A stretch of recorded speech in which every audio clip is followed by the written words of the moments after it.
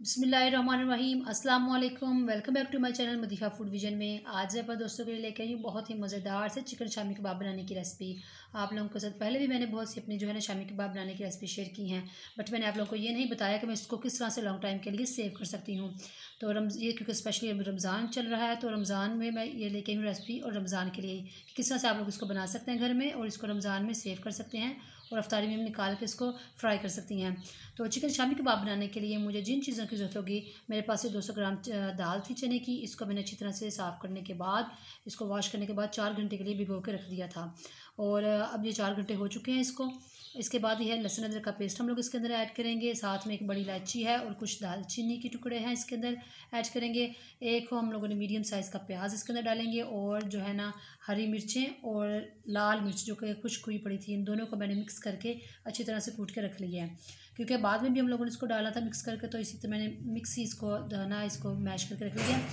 और 200 ग्राम ही मैंने चिकन लिया है, और चिकन जो है वो बोनलेस भी है और साथ में थोड़ी सी हड्डी वाला भी है, तो हम लोग मिक्स इसके अंदर ऐड करेंगे। साथ में धनिया थोड़ा सा जो कि हम लास्ट पे ऐड करेंगे।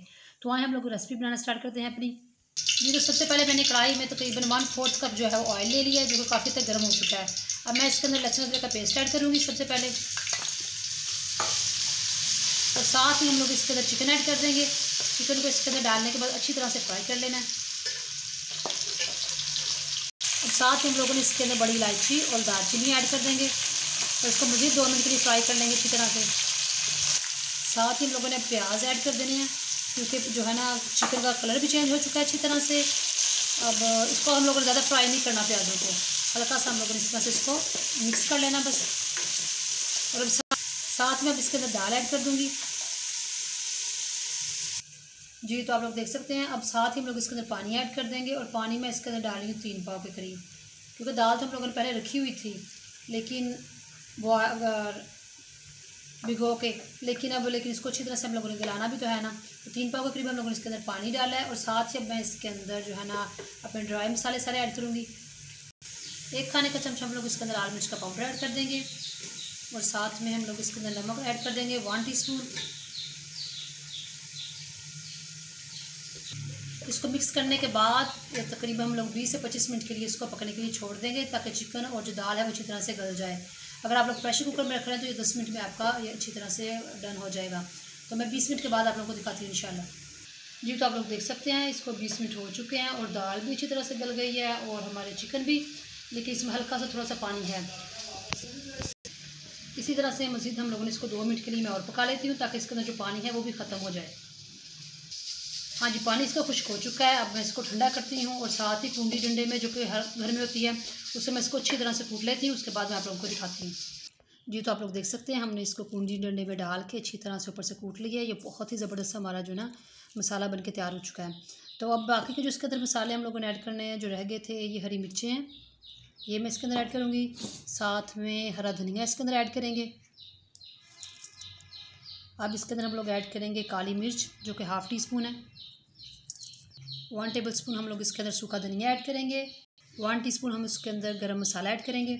अब इन सारे मसालों को अच्छी तरह से हम लोग मिक्स कर लेते हैं जी। तो आप लोग देख सकते हैं हम लोगों ने इसको अच्छी तरह से मिक्स कर लिया है। अब मैं इसकी टिक्कियाँ बना लेती हूँ, जितनी यानी कि आपको जिस साइज़ में चाहिए होंगी उस साइज़ में आप लोगों ने ले लेनी है, और इसको इस तरह से ऊपर से प्रेस करना शुरू कर देना है। इस तरह से आप लोगों ने बना लेनी है टिक्कियाँ। मैं सारी बना लेती हूँ, फिर मैं आप लोग को दिखाती हूँ जी। तो आप लोग देख सकते हैं हमने सारे कबाब बना लिए हैं इस तरह से। और एक बात मैं आप लोगों को और बताती जाऊँ कि मैंने इसके अंदर अंडा नहीं डाला। आप लोगों की मर्ज़ी है, चाहे तो आप लोग इसके अंदर अंडा ऐड कर सकते हैं, अदरवाइज़ इसके ऊपर आप यानी कि इसको अलग से फेंट के अंडे को तो इसके ऊपर कोटिंग करके इसको फ्राई कर सकती हैं। तो अब आपको मैं बताती हूँ कि मैंने इसको सेव किस तरह से कर रही हूँ। इस तरह से मैंने एक ये एयर टाइट डिब्बा ले लिया है, और इसके अंदर बिल्कुल भी पानी नहीं लगा होना चाहिए। तो इस तरह से मैंने उठा के ना कबाब तो रखती जाऊँगी।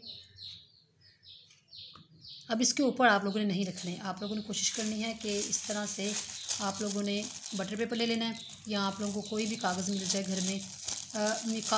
दूसरा कागज़ जो कॉपियों वाला वो नहीं रखना आप लोगों ने, मोमी शापर जो होता है वो आप रख सकते हैं इसके अंदर।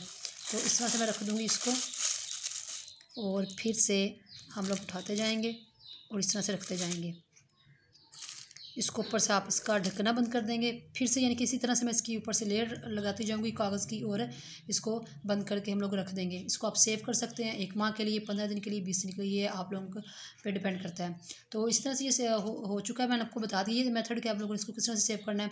और अब मैं बताती हूँ कि मैं इसको फ्राई करने के बाद इंशाल्लाह आप लोगों को इसकी फ़ाइनल लुक दिखाती हूँ। जी, तो फ्राई करने के लिए सबसे पहले मैंने पैन चूल्हे पे रख लिया है और इसके अंदर मैंने ऑयल डाला जो कि काफ़ी तक गर्म हो चुका है। दूसरी तरफ मैंने अंडे को अच्छी तरह से बीट कर लिया था और इसी तरह से हम लोग इसकी ना कोटिंग करके सारे कबाब इस तरह से फ्राई कर लेते हैं। और मीडियम आंच पे आप लोगों ने इसको फ्राई करना है, ज़्यादा हाई नहीं करनी वरना इसके ऊपर से अंडे का जो कलर जल्दी जो है वो ब्राउन हो जाएगा। तो 1 मिनट के बाद मैं इसकी साइड चेंज कर दूँगी। 1 मिनट हो चुका है, अब मैं 1 मिनट के बाद इसकी साइड चेंज कर रही हूँ। इसी तरह से दूसरी 1 मिनट हम लोगों ने इस तरफ से इसको पका लेना है और फिर मैं इसको निकालती हूँ प्लेट में। इंशाल्लाह आप लोगों को इसकी फाइनल लुक दिखाती हूँ। जी, तो आप लोग देख सकते हैं माशाल्लाह से हमारे कबाब फ्राई कर लिए हैं हम लोगों ने और बहुत ही खूबसूरत सा इसका कलर आया है और टेस्ट भी बहुत ज़बरदस्त इसका आया है।